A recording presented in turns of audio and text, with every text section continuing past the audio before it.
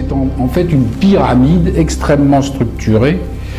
qui réalise un cycle de production à plusieurs entreprises au lieu de le réaliser au sein d'une seule.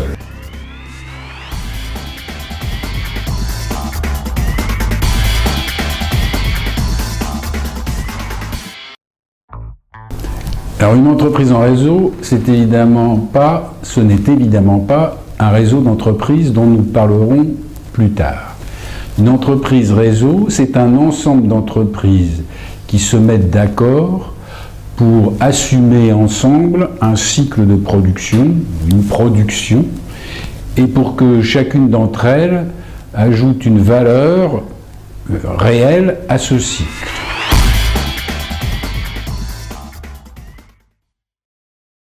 Les grandes caractéristiques de l'entreprise en réseau,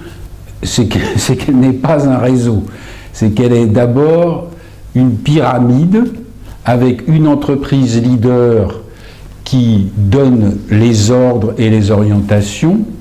des entreprises expertes en recherche, développement et logistique qui ajustent selon les besoins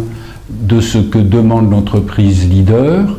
et un troisième niveau d'entreprise opératrice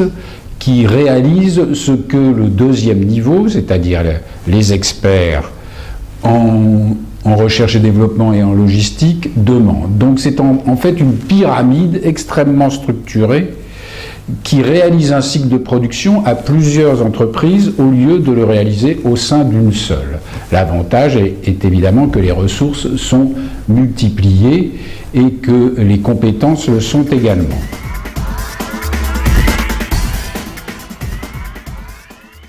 Sans donner de nom, on peut dire que dans les nouvelles technologies, comme dans l'industrie automobile, il y a des entreprises en réseau, donc en fait des entreprises pyramidales qui réunissent une entreprise leader, des entreprises expertes et des entreprises opératrices ou sous-traitants de deuxième niveau qui ont réalisé des modèles automobiles et des nanotechnologies ou la production de nanotechnologies dans un temps et une efficacité beaucoup plus grande que si la tâche ou la mission avait été confiée à une seule entreprise.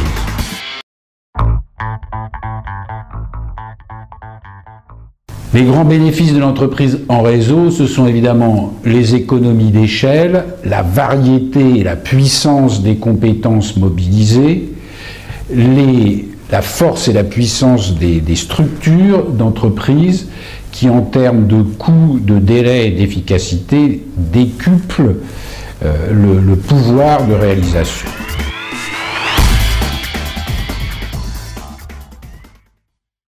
L'avenir de ce type d'entreprise est, si l'on suit les réalisations les plus efficaces, réel, mais si l'on suit aussi les difficultés de structure, les difficultés de pouvoir et d'organisation,